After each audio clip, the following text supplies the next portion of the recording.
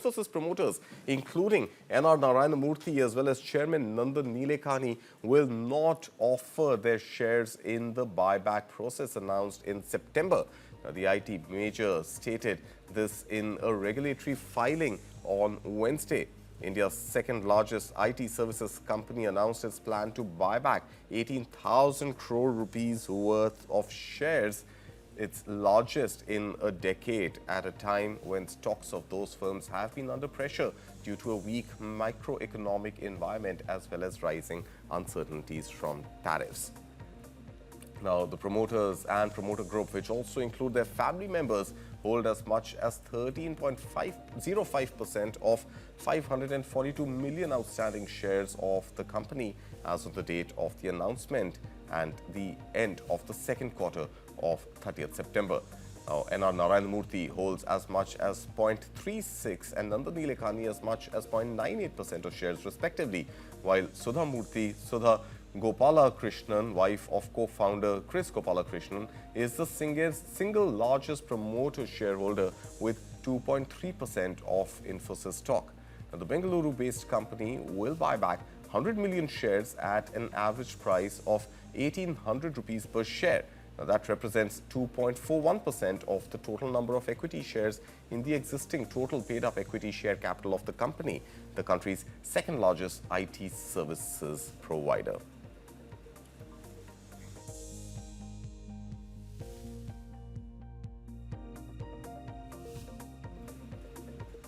And Kranthi Bathini joins us this morning with his view not just on the markets but also this interesting development at Infosys. Kranthi, good morning. Pleasure having you back here with us on News 9. As we speak, Infosys stocks are up about 3.1%. Explain to us, what is this acceptance ratio and what are investors picking up of the fact that the promoters and the promoter families are staying out of the buyback?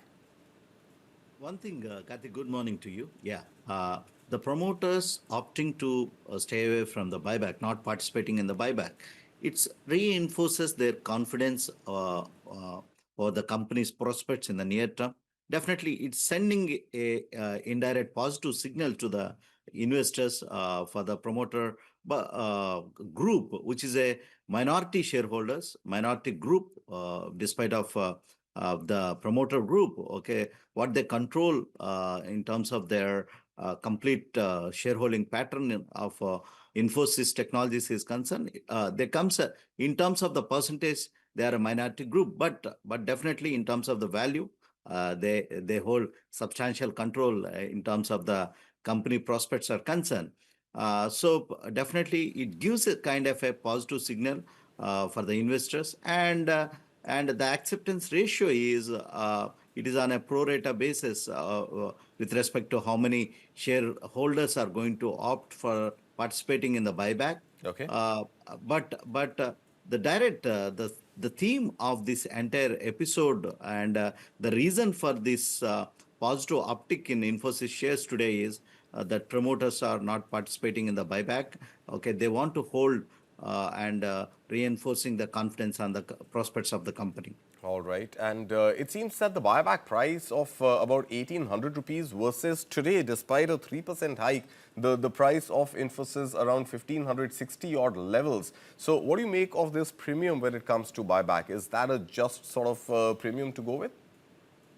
Yeah, and also some investors, because 1,800 rupees is there for buyback, and some investors try to take that 300 rupees buyback price. They can buy in the open market and can tender in the buyback offer. That kind of activity also do happens in these kind of companies. Okay. So that, and also the news has came that promoters are reinforcing their faith and trust, staying and keeping their shareholding, not participating in the buyback. That sends some kind of a positive signal. And also we can see at this point of time the yesterday news that has powered in the market, which has made the market to stay above 26,000 level, which is a positivity that India can have a trade deal soon with the US, with a favored percentage of tariff. Yeah. So that is also helping the market to stay. And Infosys has taken the lead for this. Right. And the repercussions seem to be pretty squarely distributed across the entire IT pack. So it's not just Infosys. You also have HCL Tech, which is up more than 2.5% in early trade. You've got Wipro and TCS comfortably above 1%, and Tech Mahindra inching closer to the 2% higher mark in trade this morning. So how much of this do you feel has to do with the stand taken by the Infosys family and the founding family, as well as the family members of the founding families? And how much of it has to do with the fact that perhaps India, US, India, EU, FTA, is pretty much in works towards completion now? Yeah, Karthik, this we can perceive as the trade deal that's going to happen between India and US. Okay, that's sending a positive vibes for IT companies, because IT companies have been impacted because of the trade negotiations and India and the US relationship, how it have taken a beating in the recent past. Okay, that has been weighing on IT companies by and large at a higher extent. Now, since the positive news and the feelers are coming at this point of time, so that's giving some kind of a positive cushion for the IT companies. Right now, we need to see the final draft, and we need to wait for the official statement from the administrations and policymakers. Okay, with respect to the trade deal, Yeah. that's essential, because the narrative keeps changes overnight. That's extremely crucial for the investors. Absolutely. And I think now the question really is, with reportedly Prime Minister Narendra Modi skipping the ASEAN summit, one can pretty much assure that there is no announcement of the trade deal coming this month at least.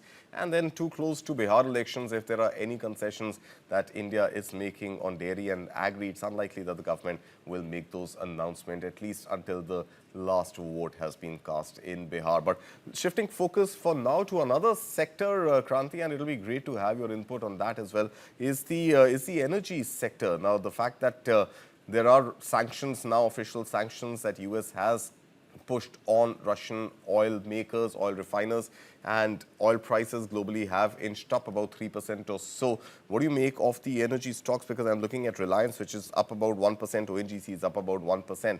So how do you think the energy story pans out from here? It's very tricky, Karthik. The announcement that has came from US administration, okay, we are restraining India to buy more oil from Russia. But we have not witnessed any categorically statement from Indian administration denying that we are stopping buying oil. But there might be a situation, the quantum of oil bought by Indian oil marketing companies can be slightly reduced, but we don't have a quantum or figures, exact figures of how much the Indian OMCs have reduced the oil buying from Russia. But for India, it have the legitimate right to source the oil wherever it gets a good deal, because of the growth and also the prospects of growing needs of India is concerned, the energy needs of India is concerned. That is extremely crucial. Right. India have the legitimate right to buy oil, and we are not a small country. We command. We are one of the largest consumer of energy and oil across the globe. So at this point of time, we have the legitimate rate. That's what my personal feeling is. All right. But we need to have a bilateral statements. Absolutely. The statements have been coming from one side only. One-sided. So, Absolutely right. yeah.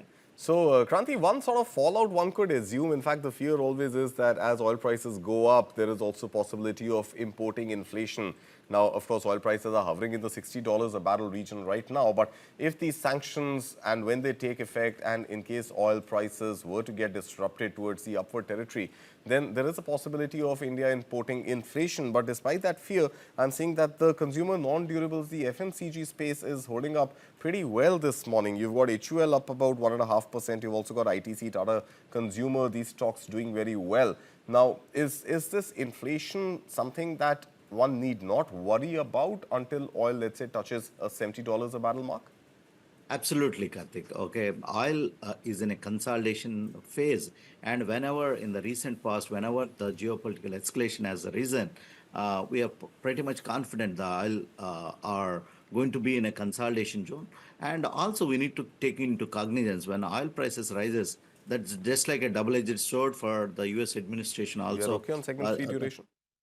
yeah, it is the oil prices are double-edged sword for U.S. administration also, U.S. economy also. They want a rate cut, and the inflation is the key concern for the Federal Reserve. And at the same point of time, U.S. is one of the key exporter of oil at this point of time, gas at this point of time. By and large, what we can sense at this point of time is oil is going to be in a consolidation phase, prolonged. We need to wait and watch. There can be here and there some kind of spurts because of these geopolitical statements do escalate somewhere here and there. So we can expect some plus or minus 3 to 5% spikes or Okay. reduction in oil prices.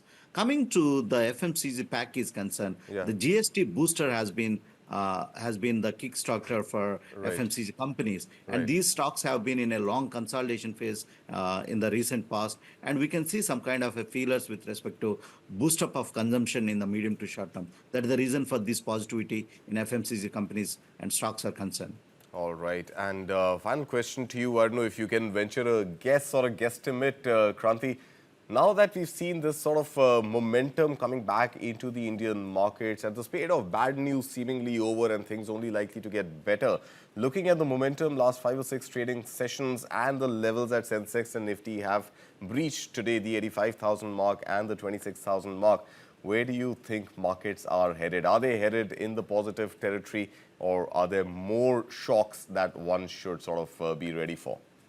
Karthik, very interesting question. But last few days, what we witnessed is the FIs have reduced their selling, okay, Right. which has given a positive momentum and sustainability to come back to the range of 26,000. Despite of FIs selling earlier, we could be able to hold on to 25,000 level. From here onwards, if we can get a trade deal which is in favor of India, definitely the market can sustain the range of 26,000 level. But right now, the support zone has moved from earlier 24,500 to the markets 25,000 level. So Okay. this 1,000 points rally in the market and sustaining the current range of 25,000 in the medium to short term is extremely crucial for the markets to take one more leg up rally further. We are already just at the range of kissing distance to the new highs. So we are having a earning season right now. If we can get some kind of a strong support from the earning season, Yeah. definitely market can be headed to a new high. Two things one need to take into cognizance: Yeah. the result season and the trade deal. If we can get a favorable news, definitely market can head to the new high. Or else the market can be in a range, but the change of range is right now changed to the range of 25,000 level. All right. Well, Kranthi Bathini, let's hope that both these spring up positive surprises, the earnings season as well as the trade deal with the US, at least for the sake of retail investors watching the show. But as always, pleasure having you. Thank you so much for your time, Thank Kranthi you, Bathini. Karthik.